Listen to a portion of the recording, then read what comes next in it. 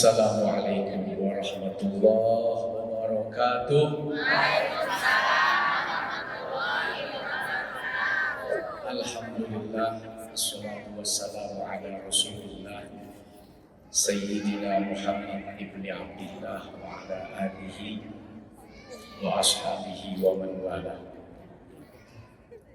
Ketua DKM Masjid Raya Al-Jabar yang saya dan kita muliakan beserta seluruh pengurus, ibu-ibu, ustadzah dari majelis ta'lim yang kita muliakan, sahabat-sahabat saya, ada Ustadz Dada Usada, SPDI, Ustadz Azhar, Dai Aceh, Syauqi, dan Ustadz Irwan yang alhamdulillah beliau telah hadir dan mungkin sudah menyampaikan pesan kepada kita semua. Semoga beliau semua juga dimuliakan oleh Allah. Amin. RD Production yang saya hormati, yang sudah menjadi wasilah saya bisa bersilaturahmi, ibu-ibu, bapak-bapak, saudara-saudara, jamaah Masjid Raya Al-Jabar, mudah-mudahan kita semua yang berkumpul di sini berkumpul lagi nanti di surga. Amin. Amin ya Rabbal Alamin. Tema kita hari ini apa ini? Kajian rutin Majelis Taklim. Oh, As-Sakinah Insani ya ini. Ya. Maulid Nabi sekaligus untuk Palestina. Alhamdulillah. 2019 saya sama istri alhamdulillah berangkat haji. Kebetulan istri saya 3 anaknya jangan dipotong, yang 3 anaknya, istrinya baru 1, dan yang 1 itu tetap baru rasanya, baru 13 tahun. Alhamdulillah. Sampai di Mekah saya berjumpa dengan Mbah Mun, Kiai Haji Maimun Zubair almarhum waliyullah. Beliau sudah wafat. Saat itu saya dipanggil dengan istri menghadap beliau di hotel dan kemudian di kamar bersama dengan murid-murid dan keluarga beliau, seperti ingin memberikan nasihat terakhir karena ternyata besoknya beliau wafat, meninggal dunia. Ada satu nasihat yang buat saya masih melekat dan itu buat saya keren banget. Kata beliau, bisa saja seseorang itu masuk surga karena amal yang kecil. Beliau mencontohkan seseorang bisa masuk surga jangan-jangan hanya dengan amal menolong semut di dalam toples gula. Ibu punya toples gula? Ya. Pernah lihat semut di dalamnya? Kalau ada semutnya diapain? Dipencet, dimatiin. Padahal dia lagi minta tolong sama ibu-ibu, tolong, jilbab pinky, tolong, bu, ya dimatiin juga. Kata Mbah Mun, bisa saja. Seseorang itu masuk surga karena amal kecil, bahkan hanya amal menolong semut. Apa ada riwayat? Banyak. Seorang PSK, awalnya namanya PSK, dia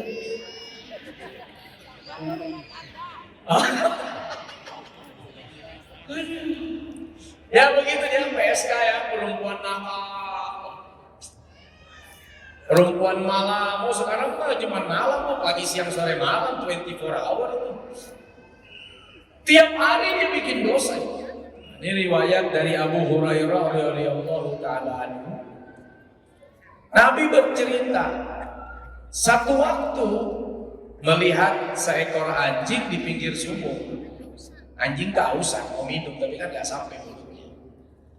Tergerak hatinya, dia buka selendangnya, dia buka sepatunya, ditaruh ke dalam sumur, ditarik air, kasih minum sama nih anjing. Anjing yang pergi, dan Allah berikan rahmat kepada wanita ini, ampunan dosa. Dengan sebab dosa diampuni, tempatnya di surga. Bayangkan, tiap hari bikin dosa, tiap hari bermaksiat, satu amal yang mungkin buat kita remeh, nolong anjing, anjing haus ditolong, satu amal itu mampu menghapus dosa-dosanya selama ini. Masya Allah. Apa pesan dari hadis ini? Ini pesan bukan buat si PSK. Ayo, nggak apa-apa. Biar tiap hari juga hayu aja gitu.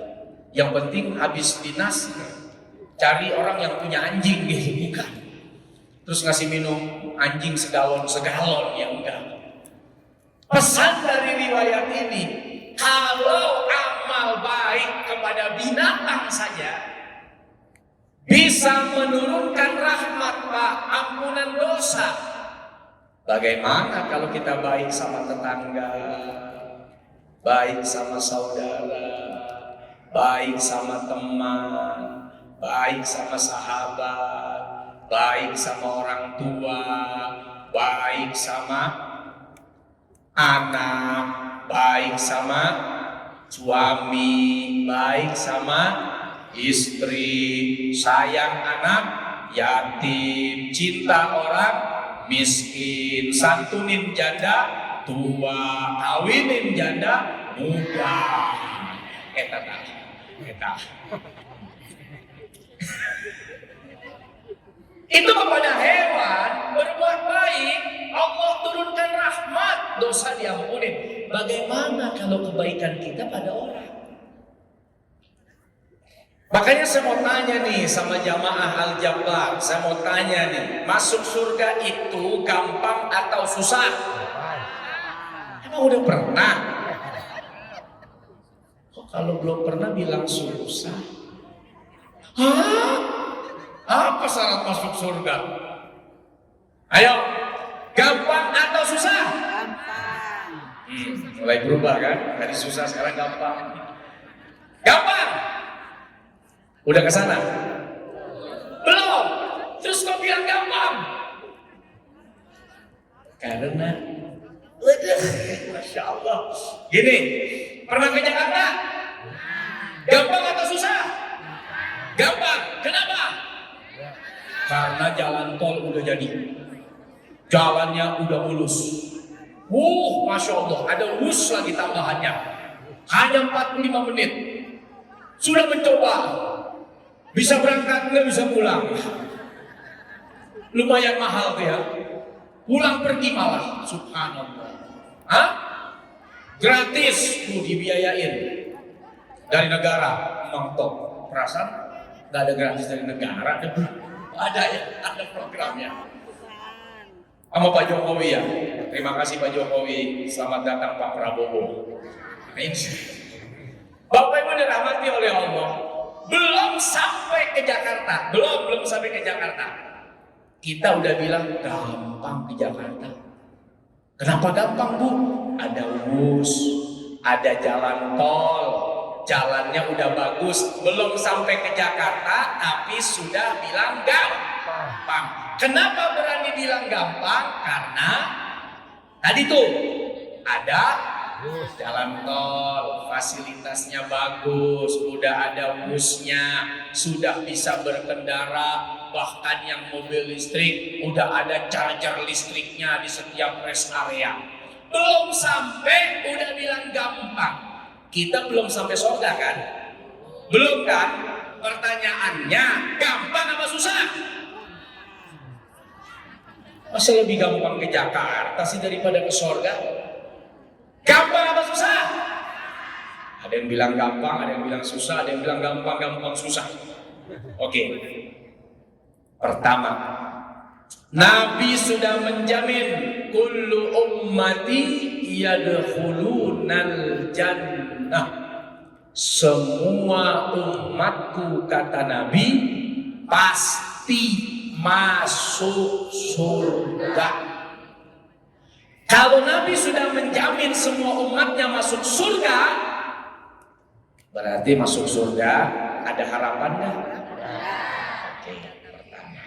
Illa man aba, kecuali yang nggak mau. Kalimat kecuali yang nggak mau itu menunjukkan kalau mau masuk gampang-gampang aja kok. Emang lu aja yang kagak mau. Emang lu aja yang ogah masuk. Nah nih Masjid Al-Jabbar gede. Ibu bapak udah masuk. Pintu dibuka. Siapapun boleh masuk. Tapi ada yang di luar. Tapi ada yang gak ikut masuk. Padahal pintu terbuka luas. Padahal pintu terbuka lebar. Kecuali yang gak mau. Ya emang kagak mau masuk, mau bilang apa. Tapi masuknya gampang kok. Mudah kok ke Masjid Al-Jabbar. Tapi emang gak mau masuk, mau bilang bukan berarti susah. Itu menunjukkan masuk surga mudah. Contoh. Oke, ibu bilang punya niat aja. Niat apa? Masya Allah.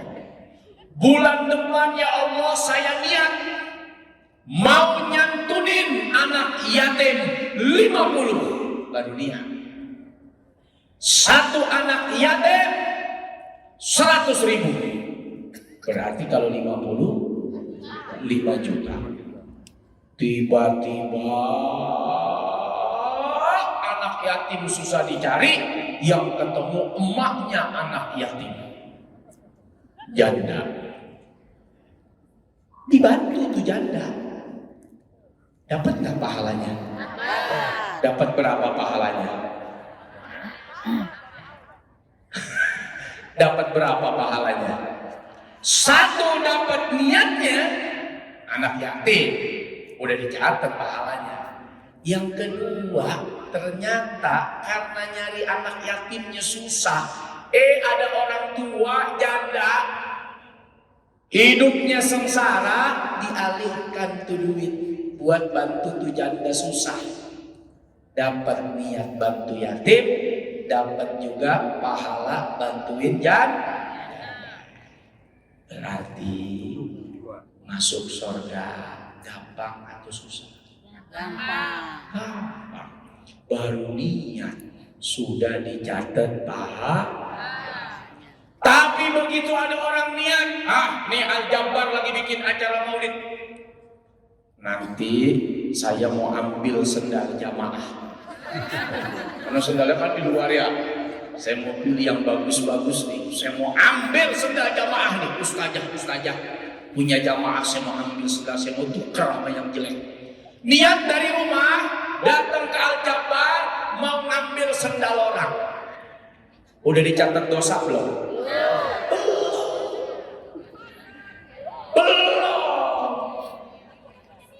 Belum dicatat. Niat jelek belum dicatat. Begitu sampai Al-Jabbar dengerin ceramah, Masya Allah berubah. Nggak jadi ngambil sendal jamaah, yang diambil sendal ajengan. Karena sendal ajengan lebih bagus katanya. Tiba-tiba berubah, nggak jadi ngambil sendal, justru duduk dengerin ngaji. Berapa pahala yang didapat? 2. Pertama, menggagalkan niat jelek.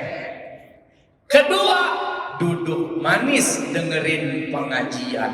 Masya Allah. Orang datang dengan niat jelek sampai di lokasi bisa dapat pahala, coba. Apalagi datang dengan niat baik. Itu tandanya masuk surga mudah. Udah 2 soal jaminan udah diberikan oleh Nabi. Soal fasilitas kemudahan juga begitu banyak diberikan oleh Nabi. Contoh, Bu, ada duri kata Nabi. Durinya dipinggirin, takut orang injek sakit. Kira-kira duri itu kalau terinjak sakit nggak? Sakitnya duri lebih sakit mana sama nginjek ayam? Oh, ayam. Duri kalau keinjek, wah ada duri, udah jalan lagi.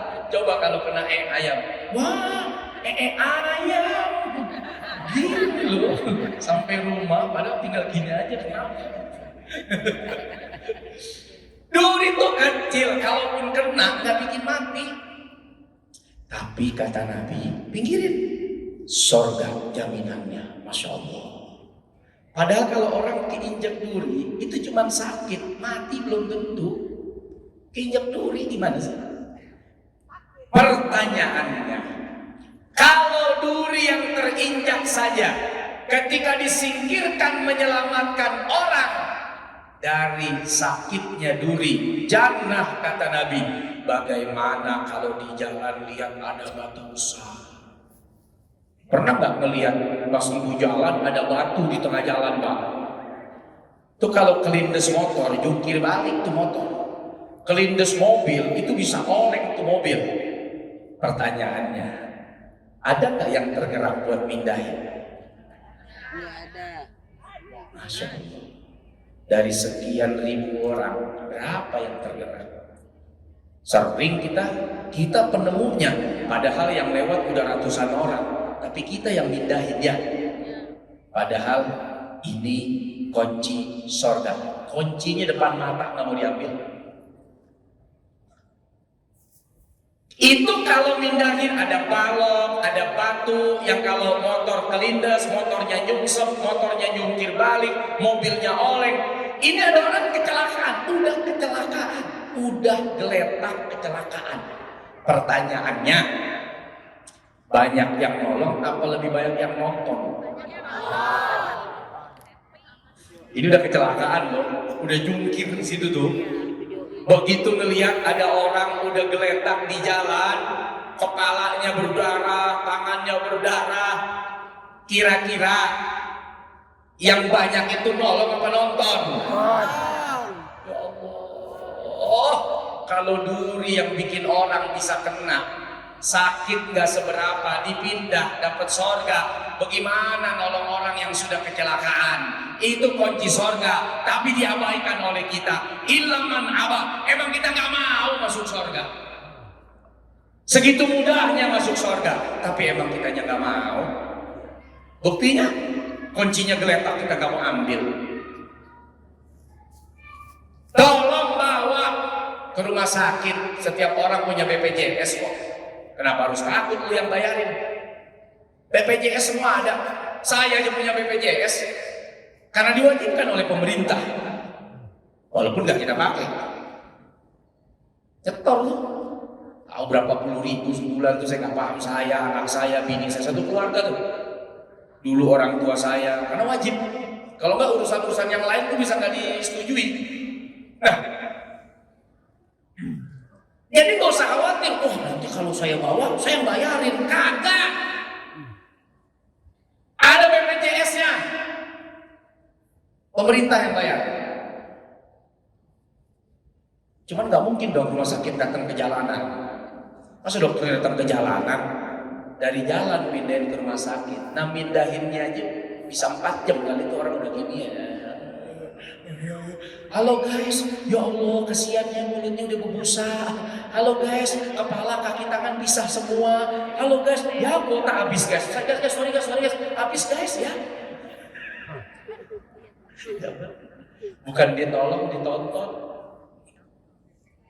Padahal itu kunci surga. Berapa sih ngantar ke rumah sakit? Nggak nyampe 100.000. Bensin? Berapa sih ke rumah sakit? Nggak nyampe 1 juta. Tapi kalau dengan itu kemudian Allah jamin masuk surga, ya masa nggak mau? Pantes kata Nabi, illa man aba, kecuali yang nggak mau. Ternyata banyak di antara kita yang gak mau masuk surga. Udah dibikin gampang, dibikin mudah, dibikin murah, tapi gak mau ngambil. Coba nih masuk surga, bukan cuma mudah, tapi murah. Oke. Ibu-ibu punya akun medsos? Punya. Berapa sebulan beli kuota? 100.000 sebulan. Itu niatnya. Seminggu habis tuh kuota. Bisa 400, 300 ya. Betul nggak? Oke. Ibu anggarin kuota 300.000 sebulan. Pernah nganggarin duit buat majelis taklim? Spontan aja. Ya seadanya Pak Ustadz, ada 100.000, ada 1.000, ya 1.000 yang saya masukin. Itu spontan tuh. Tapi kalau nganggarin, waduh, saya pengajian 4 kali, 1 kali pengajian saya anggarkan 50.000 ya Allah. Pernah begitu? Enggak. Mulai hari ini anggarkan. Kita buat kuota nganggarin, nggak ada anggarannya. Nah, habis tuh lagi domel-domel. Mana kuota, woi, top up. Kuota habis. Belum update sendal nih. Belum update piring. Belum update status. Kalau cuma ngupdate doang itu mah biasa. Kadang beli kuota bikin medsos cuma buat ngatain temen. Akunnya bikin akun palsu digunakan buat ngatain orang, mitnah orang, nyaci maki orang, julitin orang, bayar 300.000 buat dosa. Belum minta maaf ke orangnya. Ngeri kalau urusan sama orang. Kalau urusan sama Allah, Allah tuh Ghafurur Rahim. Dia pengampun, dia penyayang. Tapi kalau udah urusan sama teman sebelah, urusan sama tetangga, urusan sama manusia, sampai akhirat bakal dikejar. Hati-hati. Banyak orang masuk neraka bukan karena zinanya, bukan karena tidak sedekahnya, bukan karena dosanya kepada Allah, tapi dia masuk neraka bisa jadi karena banyaknya urusan dia kepada manusia yang belum dia selesaikan di dunia. Awas, hati-hati. Kalau sama Allah mau urusannya, insya Allah gampang, karena Allah nggak pernah ingkar. Ketika menyebut, aku maha pengampun, aku penyayang. Tinggal tunggu, kapan kita mau minta ampun, Allah ampuni insya Allah. Tapi sama manusia, hati-hati. Sehat Bu, sehat di hatinya. Enggak, gua kalau melihat gua sakit. Enggak, gua ingat bagaimana dulu nyakitin gue. Mau makan Bu? Mau. Dalam hati gue mau makan dulu kayaknya nih. Perkara remeh. Sampai Nabi memberi informasi, hati-hati ada kelompok muflis, golongan orang bangkrut di akhirat. Golongan orang bangkrut. Yang bangkrut ini itu ahli ibadah loh. Jangan tanya kalau bukan ahli ibadah, ini ahli ibadah. Dia datang kata Nabi menghadap Allah, membawa sholatnya, membawa puasanya, membawa hajinya, membawa zakatnya. Pahalanya udah banyak. Urusan sama tetangga belum selesai. Urusan sama netizen belum selesai. Urusan sama orang yang dicaci maki belum selesai. Apa kata Allah? Selesaikan dulu urusanmu itu. Bagaimana caranya? Nebus pakai duit udah nggak bisa. Bayar pakai emas udah nggak ada. Bagaimana menebusnya? Sudah, pahalamu kasih dia itu yang kamu sakitin waktu di dunia. Pahala sholat itu kasih dia itu yang dulu kamu foto badannya dia, ternyata badannya ada kurap, ada kudis, kamu share lagi. Malu dia tuh gara-gara kurapnya kamu share. Cantik di IG, kamu kasih tahu, ini mah cantik mukanya doang tahu. Badannya, masya Allah lucu. Jadi obrolan satu Instagram. Ditutup gara-gara urusan panok, urusan kurap, urusan aib koreng. Buduk dituntut di hadapan Allah. Saya malu ya Allah, itu kan aib saya. Terus terlalu banyak kita hidup di dunia berurusan sama manusia nih. Habis pahalanya kata Nabi. Begitu habis pahalanya tinggal dosanya. Yang nuntut masih banyak. Bagaimana tuh persoalannya? Akhirnya dosa yang nuntut diserahkan kepada yang dituntut. Sudah pahala habis, tinggal dosa, ditambah lagi sama dosa orang. Tsumma turiha finnar, kata Nabi, orang ini, ahli ibadah ini dilemparkan ke dalam api neraka. Na'udzubillah. Jadi hati-hati kalau sama Allah. Mudah-mudahan keyakinan kita, dengan begitu banyak fasilitas kita minta ampun, Allah ampuni. Bikin dosa pakai modal, bikin dosa pakai duit, bikin dosa ada biaya. Begitu minta ampun dosa gratis. Gratis. Bikin dosanya ada ongkosnya, Pak. Pergi ke sono pakai ongkos. Main IG ada ongkos. Ngeliat-ngeliat yang maksiat-maksiat ada ongkos. Giliran minta ampun gratis. Astagfirullah Rabbal baraya. Astagfirullah minal khotoya. Istighfar bayar apa gratis? Susah apa mudah? Ini kayaknya susah. Bisa jadi susah. Habis sholat masih ada istighfar 100 kali? Atau pas kesandung astagfirullahaladzim ya Allah batuk? Habis sholat masih ada istighfar 100 kali? Astagfirullahaladzim. Iya mau lupa berangkat. Begini. Baca WA temennya. Udah ditunggu Besti di mana loh? Baru 3 kali istighfar langsung jalan. Astagfirullahaladzim ya Allah lupa gue. Duduk nggak nyampe 5 menit. Astagfirullahaladzim. 100 kali cuman 100 detik. 100 detik berapa menit? Nggak nyampe 2 menit. Sebab 2 menit 120 detik. Subhanallah, subhanallah 33, alhamdulillah, alhamdulillah 33, Allahu Akbar 33. 33 kali 3 berapa? 99 kali. Kalau pakai detik hanya 99 detik. 1,5 menit. Gunakan fasilitas itu. Kata Nabi, kalau kita punya dosa hari itu sebanyak buih di lautan. Buih, tahu buih? Busa. Sebanyak busa di lautan dunia, Allah ampuni dengan 3 kalimat itu. Cepat. Bikin dosanya mahal,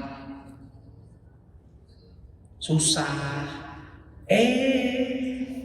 Fasilitas ampunan dosanya mudah, murah. Nggak mau dipakai juga. Illa man aba. Emang kita nggak mau masuk surga namanya itu mah. Udah dibikin mudah, murah begitu masa nggak diambil. Nggak nyampe 5 menit. Allahumma antas salam wa minkas salam wa ilaika.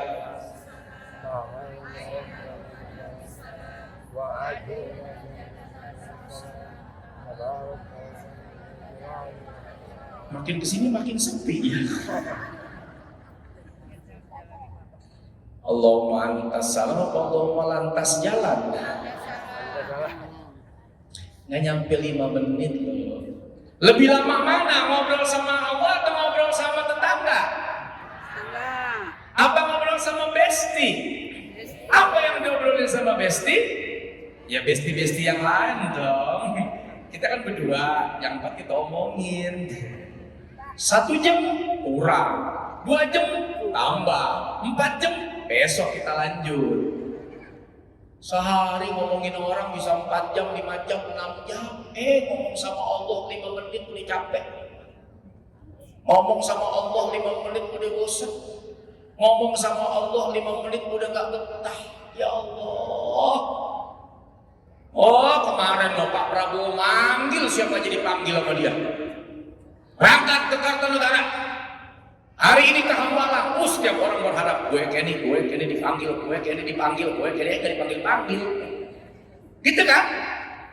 Oh, 2 hari dikasih tuh. Ibaratnya apa itu? Apa namanya? Ya dikasih bekal. Kan mau jadi menteri nih. 2 hari kuat dikasih bekal buat jadi menteri. Berharap semua orang dipanggil oleh Pak Prabowo calon presiden. Tiap hari dipanggil oleh Allah berapa kali? Yang panggil, yang nyiptain Pak Prabowo, yang nyiptain kita, yang nyiptain dunia. Berapa kali Allah manggil?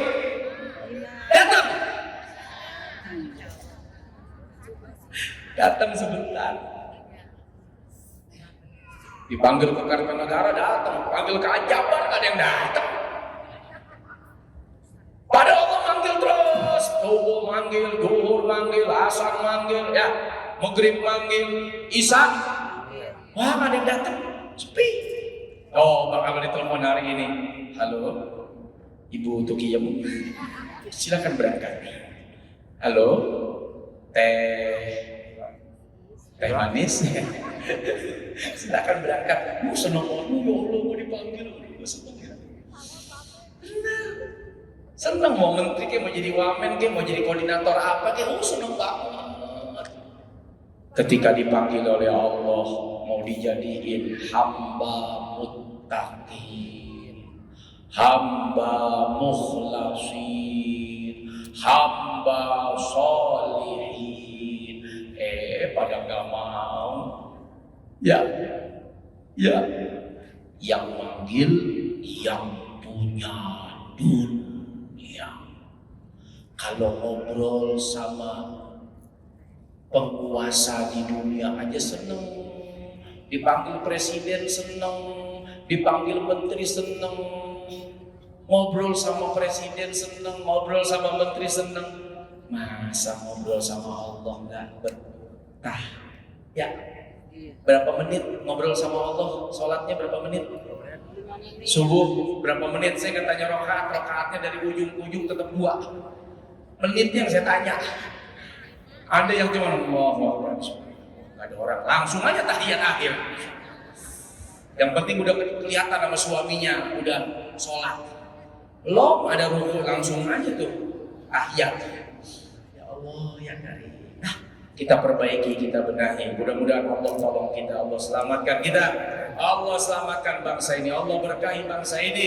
Dan mudah-mudahan di Masjid Al-Jabbar ini kita berharap, doakan ya pemerintah kita yang baru ini, mudah-mudahan nanti di masa Pak Prabowo semoga lebih baik lagi, lebih berkah lagi, lebih mulia lagi kehidupan kita semua di Indonesia. Amin ya Rabbal. Terima kasih Pak Jokowi, terima kasih atas segala apapun yang telah diberikan dengan kebaikannya. Selamat datang Pak Prabowo, mudah-mudahan mampu memberikan kesejahteraan kepada kami semua. Ada rakyat yang baik, ada rakyat yang mendoakan pemimpinnya. Jangan pernah lupa doain. Pemimpin kita doain, keluarga kita doain, tetangga kita doain, saudara kita doain. Mereka saudara kita di Palestina, mudah-mudahan Allah berikan kekuatan dan kemenangan. Amin ya Rabbal. Terima kasih Ibu, Bapak semua dengan segala kebaikannya. Hatur nuhun. Wallahul muwaffiq ila aqwamit thoriq. Assalamualaikum warahmatullahi wabarakatuh.